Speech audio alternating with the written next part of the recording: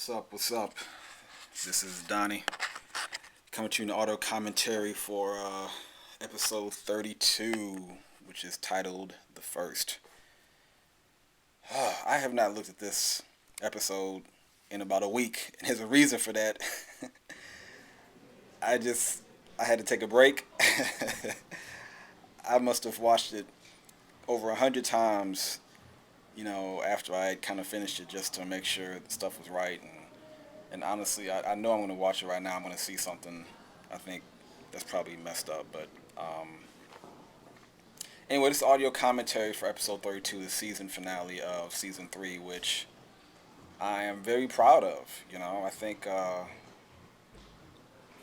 there's a lot of things I want to do this year that we didn't get a chance to do, but there were a lot of things we did get to do. And stuff turned out great. So season 3 was a lot of fun to put together, and it just got me more excited about next year. So this was a great. I think this is a great way to end it. Obviously, unfortunately, the guys lost. You know, but from the season aspect of it, I thought it was a very solid episode, and it's raising the bar. Chris and I talk about Chris Jones. I'm sorry, the editor, who put together this piece, this little collage that you're looking at right now, this clip right here. I talk often with him about just making every episode better than the last one. And it sounds cliche and stuff, but I mean, honestly, we really try to go in there and top the one before. Like, we got to do better. We got to have it better next time. We got to do this next time and stuff. And so, with that mentality, hopefully, we'll be giving you guys, you girls, and just anybody that's watching, solid stuff to look at with the Findlay prep program. I guess I should also try to give that beginning part. Me and my brother Eric fought. We didn't fight about it. I knew he wasn't gonna like it though. He wasn't gonna maybe understand why I put Coach Peck at the beginning like that and just had him pacing back and forth. I knew he wasn't gonna understand that. He's like, you should have cut that, or you should have made it shorter and stuff, that kind of thing. I included that because, there was a lot of firsts for us. as if you didn't know already, Coach Peck is real passionate about basketball. Like, he is really, that's really he's really into the game and stuff. And I'm not saying he was nervous, or maybe he was nervous.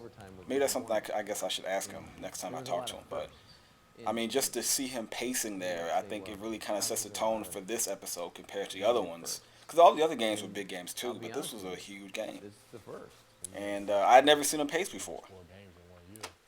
So I just thought it was something. I thought it worked, me personally. I mean, and I haven't heard any complaints about it, but I thought it worked, and I just thought it was interesting just seeing him pace.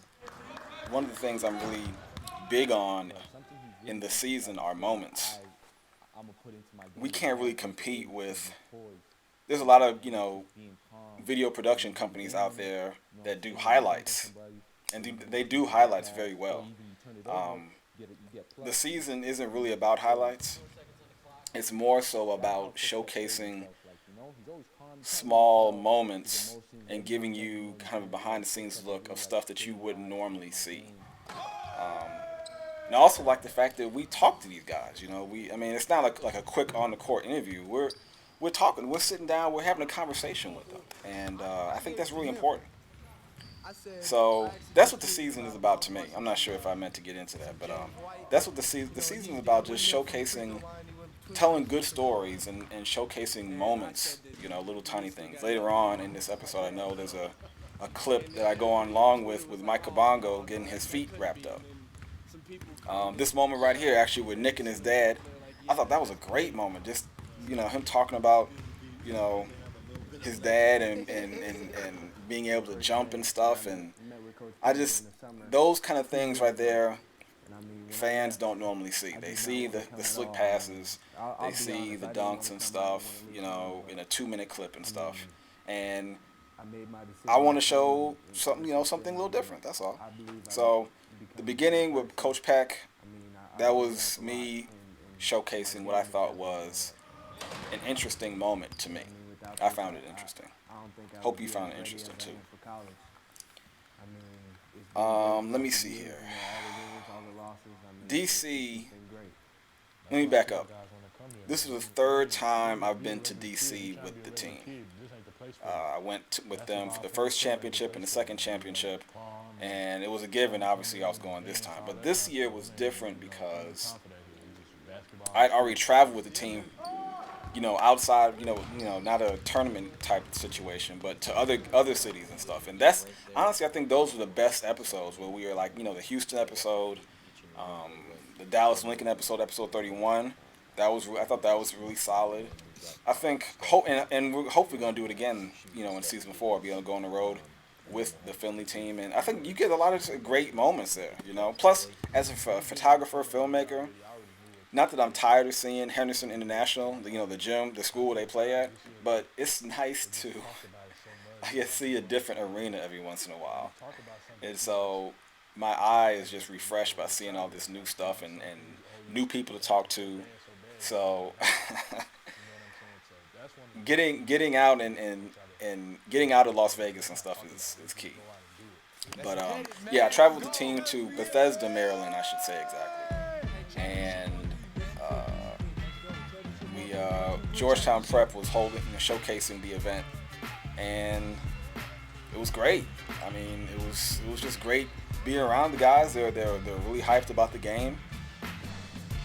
All of them have their Dr. Dre Beats headphones. You can see Nick has his. Mike, I guess Mike didn't have his, whatever, at the time. Everybody got the Beats headphones and stuff. I'm gonna, what? Honestly, I think I deserve a pair of Beats headphones for real. I got these little, earbud joints and stuff. Listen to my iPod or listen to Spotify on my phone. Oh, let me give a little plug to Spotify. if you got an Android or just a phone, period, a smartphone, whatever, or you get an invite or something, get on Spotify. That joint is on point for real. I'm a big fan of Spotify. I've been listening to a lot lately. I think Donnie deserves some Dr. Dre Beats headphones. I mean, is that too much to ask? I don't think that's too much to ask. Look at them working toes, though. So immaculate toes. You have to stay tuned for some of the deleted scenes I asked during this very same interview session, if you can call it that, guerrilla interview session, whatever. I asked Nick and Mike Kabongo about the Yates game and that alley-oop dunk that they did. Oh, this is actually one of my favorite. This kid coming up right here, man. I'm really glad this came out as well as it did. And I'm actually really glad that he contacted me, because otherwise I wouldn't have had his name. So Derek, I appreciate it, man. I appreciate you contacting me if you're listening to this, because this is one of my favorite parts of the whole episode and stuff. You just get to see a real fan. You get to see a real fan at the game and stuff, and these guys are, they're superstars. They're high schoolers, but people know about these guys. So for if you get a chance to, for these young kids to get a chance to see them up close and personal and just see, they're real people and stuff just like everybody else, I think that's huge. I think that's great. There've been a couple of tournaments I've been to. They shy away people from trying to get autographs and stuff. So, or there's one time, I think it was in Boston. We had arrived late from the airport and the bus pulled up to the hotel, and at the hotel were people waiting to get autographs. I think they were waiting for Nick and Mike and Amir, and they're just standing by the hotel and stuff, and they said, "Hey, can we get your autograph?" And I was kind of blown away by that. I mean, that's when I realized, I'm like, okay, these people are trying to get in, get access to them now, because if they make it to the league and stuff, you gotta go through like 20,000 different people to get to them. So I guess that's the best way to do it. I wish honestly I got that on camera, but I didn't. So unfortunately. Also look out. Chris and I did some shooting with Nigel and his double pump AAU team this summer while they were at the Super 64 in Las Vegas. So we're gonna be using some of that footage. I'm not sure how we're gonna use that just yet, but we shot it. There was also, you see Jerome JYD right here, man.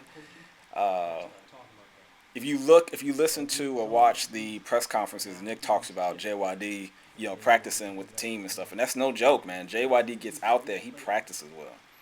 And dude can still ball. Honestly, I mean, I'm not sure even how old he is. And if he can't even handle it, I guess he maybe can't handle an NBA regular schedule anymore. But the dude balls. You could have fooled me. I would have thought maybe he could still, still get out there and play, man. But he gets, I mean, he gets out there with the Findlay guys and stuff and balls. And I think he's a great, really great motivation and inspiration to the team. Having him be there. And they really listen to this dude. Actually, there was a time where we were going to try to implement him into the season, where he was going to do a little talk at the beginning of the episodes and stuff. We're not sure exactly what we're going to do with that just yet, but JYD really loves the season, and it's not too late to try to get him involved and stuff. So we're still in talks and stuff, but yeah, JYD is cool, folks. Of course, we couldn't have an episode without Coach Peck. You know what? I'll get to when he gets to halftime, because when he comes in and stuff, it's like, look, this is what we need to do, and this is how these are the opponents we're playing to. You know what? Let me. I guess I can explain. When I go in to shoot Coach Peck during the locker room stuff, he breaks his locker room talk into 2 segments. The first segment is always, all right, guys, huddle up. This is what we're about to do, and it's all strategy. Like, the first part is just all strategy and stuff. He talks about, the other players on the team. He talks about defenses he wants them to use and stuff, and code names for those, when they're calling out those defenses. Look out for this guy. He's a shooter. This guy scored such and such on this team the other night, so be careful, all that kind of stuff. It's all strategy stuff. The second half of his locker room speeches are always the motivation parts. And that's the stuff we see in the season. So a lot of people assume that, I have like 2 or 3 cameramen in the locker room. First off, that locker room is not that big.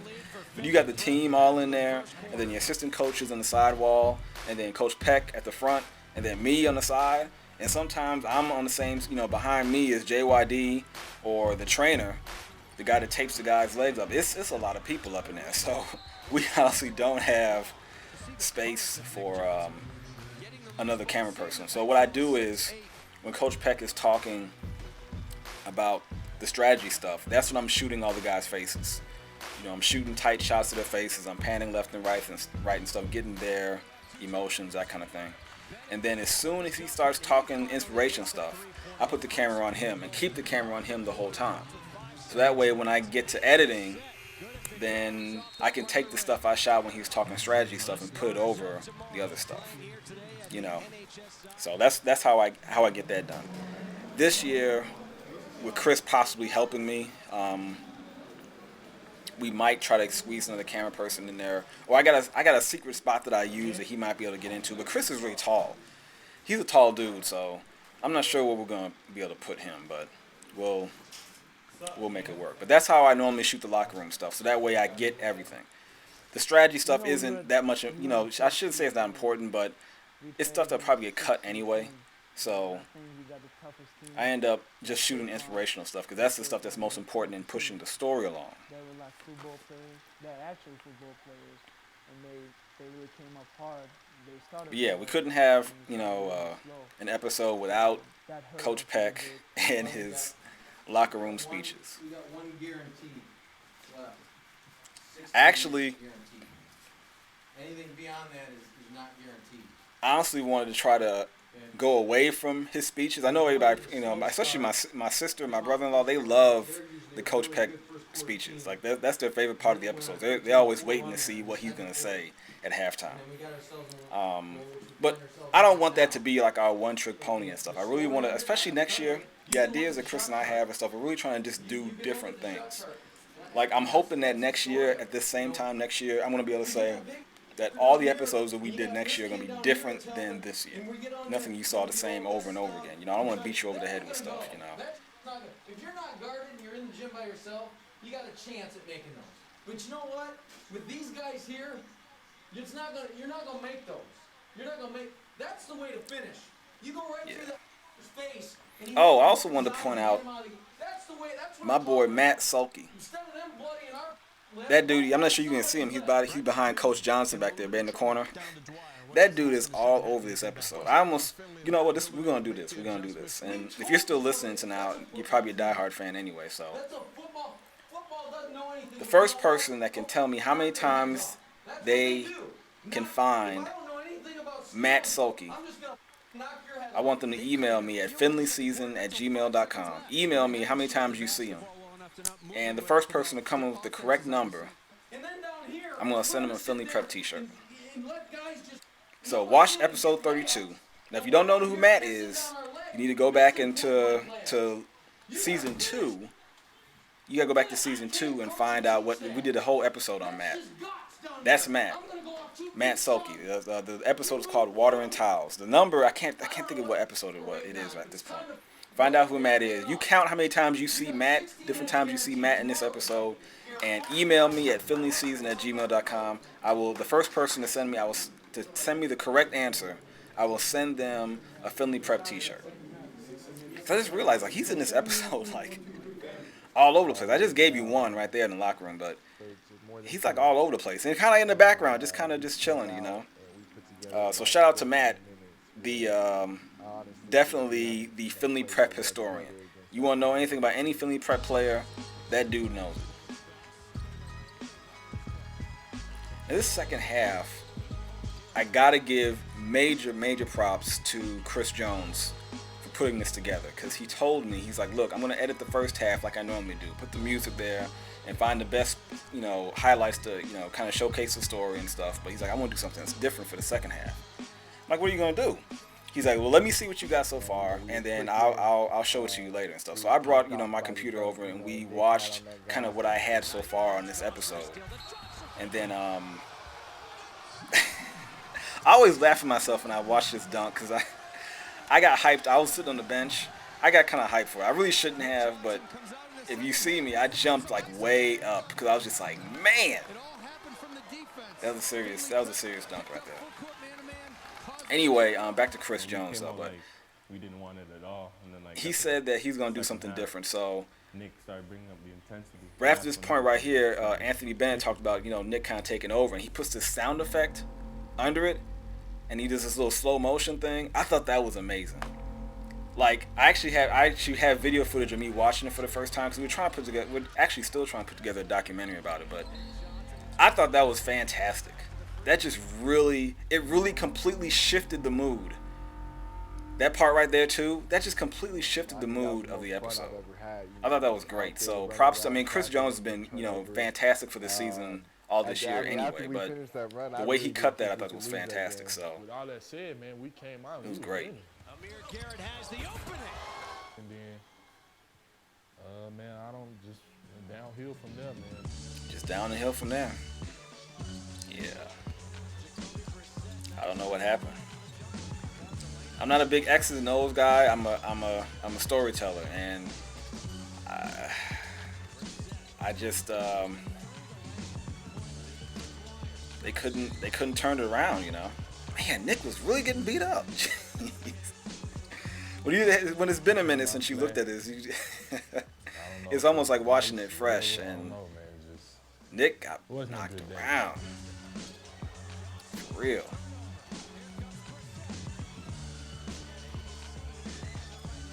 Yeah. Nigel Williams-Goss. His dad was actually sitting courtside, right in the front. You could hear him yelling like almost every other player. So Virgil was over there. He was letting them refs know he was watching them. Now at this point, I had left the bench. If you don't know, I can't shoot these national TV games. ESPN puts a block on that stuff. So I'd already placed myself kind of in that hallway at the end of the court, waiting for the guys to come through. And honestly, at that point, I didn't know what I was going to do, because I had never seen the Pilots lose before. Never. Not face to face. I've known they've lost before, but I had never witnessed them lose before. In the season, I guess the web series, the season had never seen them lose before. And so this, like taping this, was new for both me and the team. And I wasn't sure exactly what was going to happen. I don't know. I wasn't sure what was going to happen because, I mean, I wasn't sure if this was going to be the point where Coach Peck was like, you know what, let's not tape this. And actually, the only time he told me not to tape was actually, if you saw it, I put that in the episode, episode 31, the game against LeBron Nash at halftime. He said, shut the camera off. That's the only time he's ever told me to turn the camera off. And I thought maybe that could happen here, but it didn't. I was actually waiting outside the locker room just a little bit because the Dwyer team came down. They ended up cheering and stuff, and so I got that audio. And then I ran in here, try to, make sure I didn't miss anything. And, Coach Peck started right up. And that whole, shooting system I think I talked about earlier, where the first half I'll shoot the players, and the second half I'll shoot Coach Peck. Well, I couldn't do that in this situation because, I didn't want to miss any of Coach Peck's audio. Because I didn't have him mic'd up. I gave Coach Peck one of my wireless mics. I used to do it, but I stopped doing it because there'd be times he'd get up off the bench mad, yelling at a ref, and the wireless mic would pop off his belt. And one time at Henderson and Nashville, he ran down the court after a ref. Not ran, but he got up really quick, and the mic came off, and it was just rolling down the court. I'm like, ugh. So I stopped micing him up because my equipment is already beat up, so I don't need it to get any worse than it is. So in situations like this, I just didn't have. I had to make sure I get good audio because this is the only audio I was going to have, and I didn't have a second camera person. So you're gonna see the camera kind of go back and forth between players and stuff, and it's not ideal, but the game comes down to you got to put the Browns that was I had to get the good audio, and with the shotgun mic on my camera, I try to point it at my subject so that way, it picks it up.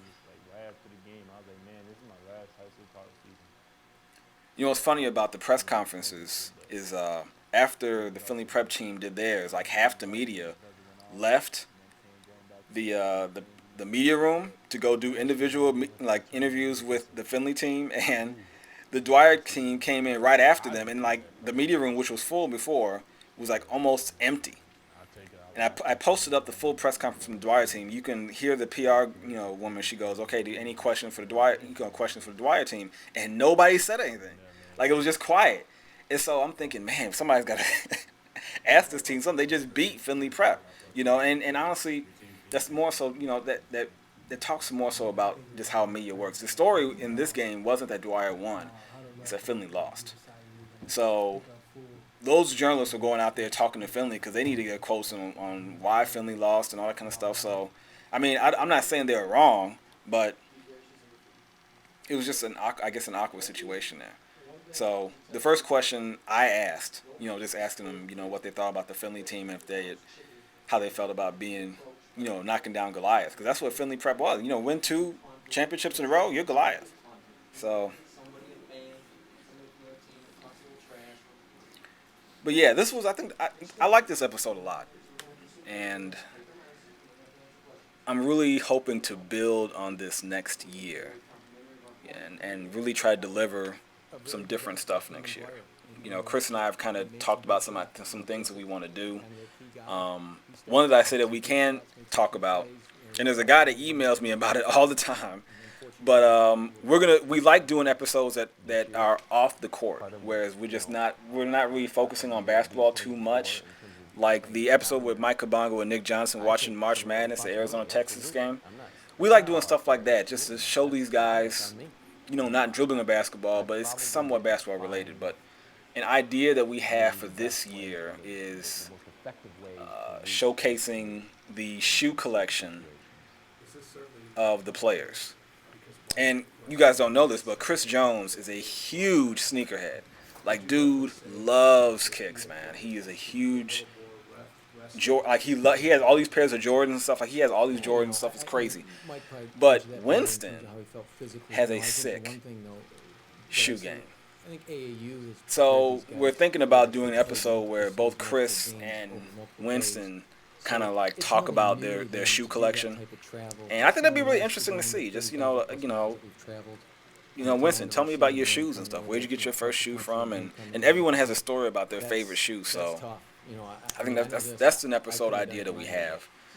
Also, we got new players coming in from the Bay Area. So plus our returners and stuff from last year. So I think next year's gonna be really good. I'm excited about it. I got a new camera. It's a Canon T3i for those that are interested. It's a DSLR, so it shoots in HD. Not that the camera I have now is bad. I mean, I've never had anybody complain about the quality of the video. I think it looks decent, but it's not high definition. But this new camera looks great. It really looks good. So I'm really excited about using that and getting you some different shots and different stories and going on the road. And I hope this 30 minutes wasn't too long. Like, that's another thing I was battling with. Like, when people think YouTube, they don't really think about sitting down and watching a half-hour episode. Now with Hulu out there and Netflix, instant Netflix and stuff, people are watching TV shows and even movies and stuff on their computer, so that's not the big deal. But having stuff on YouTube, people normally go to YouTube to see a man getting hit in the groin with a football. It's all my Simpson references, Simpson folks out there.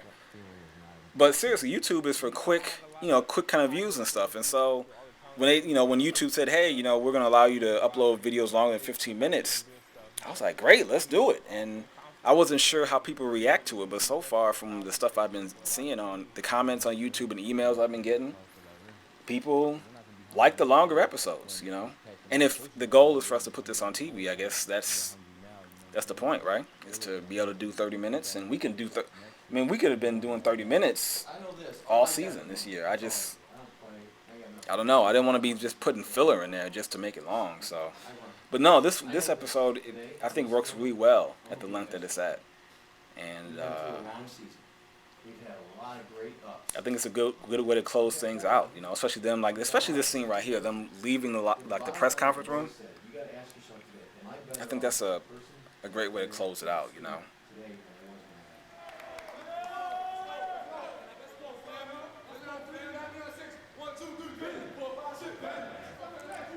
So I guess we're gonna be wrapping this up. I'm gonna try to do more of these. Actually, next year I'm gonna be trying to do some commentaries with the coaches. So you'll be watching the episode with Coach Peck, Coach Simon, Coach Price, and Coach Johnson. I think that'd be great, and maybe some player commentaries. So we got some new things we're trying to bring next year. But to everyone, if you're watching this right now, we really appreciate you watching. I mean, it's the response has been great, and man, share the season with everybody you know. If they're a basketball fan, if they're a sports fan, share it with your friends, your family, and stuff. Because we're trying to get the word out. We're trying to get more people to know about the season. We're trying to we've been trying to take it to that next level for a long time. It hasn't happened yet, but I'm hoping it happens soon where we can have it on TV or have sponsorship so we can, do more episodes. I know probably one of the biggest complaints is that, when's the next episode coming out? When's the next episode coming out? Or why does it take so long to do them and stuff? And honestly, both Chris and I, we got jobs. We work.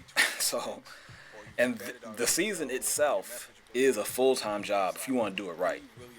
So if we had sponsorship, it would make it better for, the production value of the season would increase. We could get better equipment. We can hire producers, more producers to come in and to help us, come up with concepts and to, produce episodes and a lot of that stuff. I mean, we're doing that on our own time right now. We don't have the time. So the more people that know about the season, the better it works out for us. So the more people you can tell, the greater. We're really just trying to get the word out there. So follow us on Twitter. That's Findlay Season on Twitter or at Findlay Season. You can hit us up on the email findlayseason@gmail.com. And of course our website, findlayseason.com.